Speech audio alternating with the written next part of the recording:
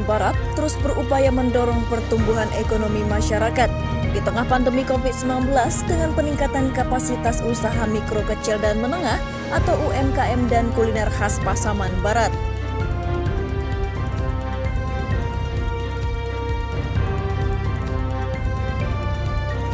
Peningkatan itu dilakukan dengan membangun sarana dan prasarana bagi para pedagang untuk memasarkan produk-produk dan jajanan kuliner khas Pasaman Barat di Taman Kota.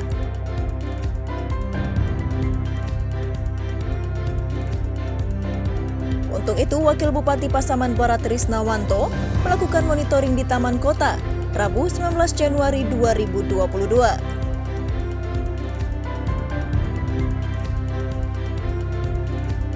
Monitoring didampingi Sekretaris Daerah Hendra Putra, Asisten 2 Joni Henry, Kadis Koperasi dan UKM Pahrin, Kepala Badan Aset dan Pendapatan Daerah Afrizal Azhar, Kepala Disnaker Armen, serta stakeholder terkait lainnya.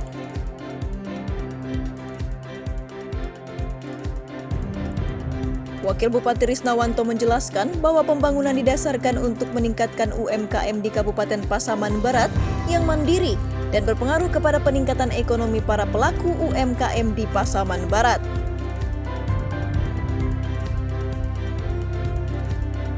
Dalam meningkatkan kualitas UMKM di Pasaman Barat, perlu penanganan dan perhatian pemerintah dalam memfasilitasi sarana dan keperluan lainnya, sehingga berdampak baik pada peningkatan ekonomi masyarakatnya.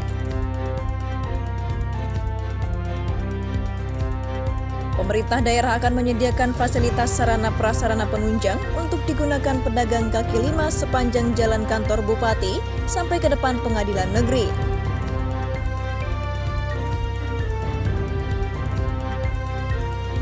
Wakil Bupati juga menegaskan bahwa mulai Februari nanti akan adanya penertiban pedagang kaki lima sekitar jalan utama guna memperindah tatanan kota di kawasan perkantoran.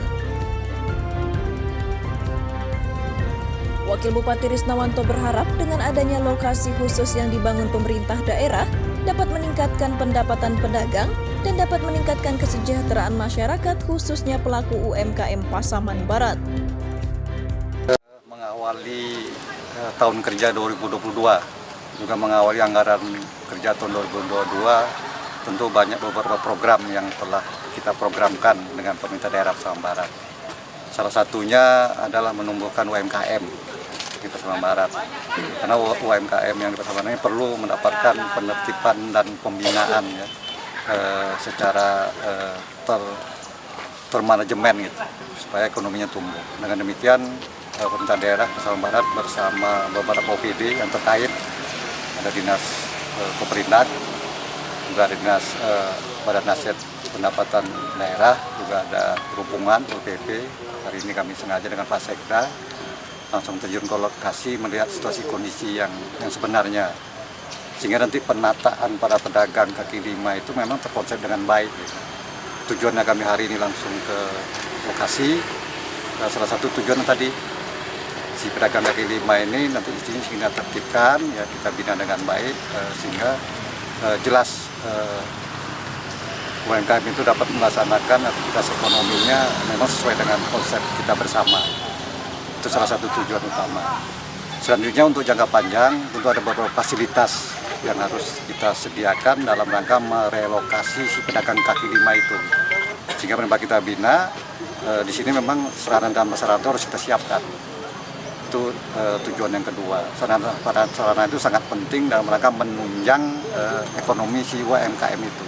Di sini ada beberapa fasilitas yang sudah kita sediakan di tahun anggaran 2021. Namun ini rasanya belum cukup. Di tahun 2022 pemerintah daerah Pasaman Barat juga menganggarkan kembali ya, supaya sarana prasarana itu lebih lengkap, sehingga pedagang kaki lima nyaman, sehingga si pembeli pun nanti si pengunjung itu juga nyaman. Artinya beraktivitas jual beli di RTH ini.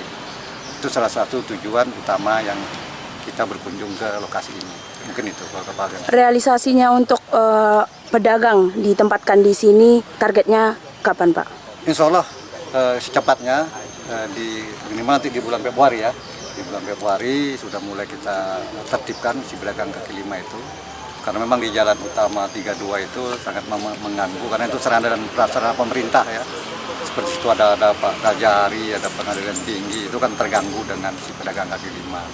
Dengan demikian pemerintah daerah tentu mempunyai inisiatif yang positif dalam rangka mengembangkan UMKM yang ada di Kabupaten Pasaman Barat. Insya Allah nanti di bulan Februari ini sudah kita lakukan penertiban si pedagang.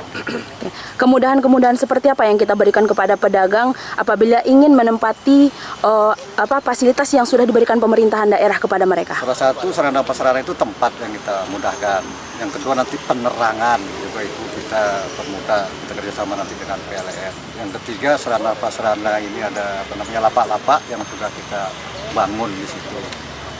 Juga sini nanti ada pentas seni pertunjukan untuk menampung aspirasi masyarakat di bidang seni, juga itu untuk mengundang para si pengunjung ya. Dengan demikian aktivitas pengunjung itu sangat tinggi. Itu erat kaitannya dengan jual beli si pedagang kaki lima itu. Jadi sudah ada beberapa sarana yang sudah kami siapkan. Sehingga si pedagang hari ini kita relokasi itu memuaskan bagi si pedagang. Karena sudah kita berikan sarana dan prasarana, sudah kita beri pelayanan yang maksimal untuk pedagang, tentu ada kontribusi lah pedagang terhadap pemerintah daerah gitu. Kontribusi itu berkaitan dengan PAD gitu ya. PAD itu tentu dalam rangka ikut serta si UMKM itu membangun Pasaman Barat. Mereka sudah kita bina dengan baik, mereka sudah kita beri fasilitas yang cukup, tentu tidak ada salahnya mereka memberikan PAD dalam rangka membantu pembangunan Pasaman Barat. Itu hal yang wajar. Namun PAD itu pasti tidak akan memberatkan si pedagang, karena kita tahu si pedagang ini kan UMKM yang harus tumbuh, yang harus kita bina, dan yang harus kita beri peluang, dan juga harus kita beri modal kerja. Itu salah satu.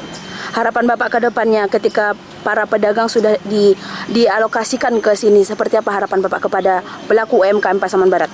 Harapan kita yang pertama, pedagang itu tertib. Yang kedua, harapannya pendapatan si pedagang UMKM itu meningkat, karena di sini fasilitas cukup.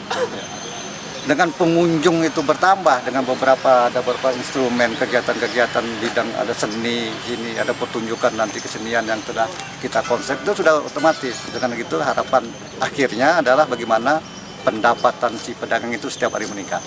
Itu harapan pertama, sehingga pedagang tumbuh, Pasaman Barat terbangun dengan baik. Oke, terima kasih.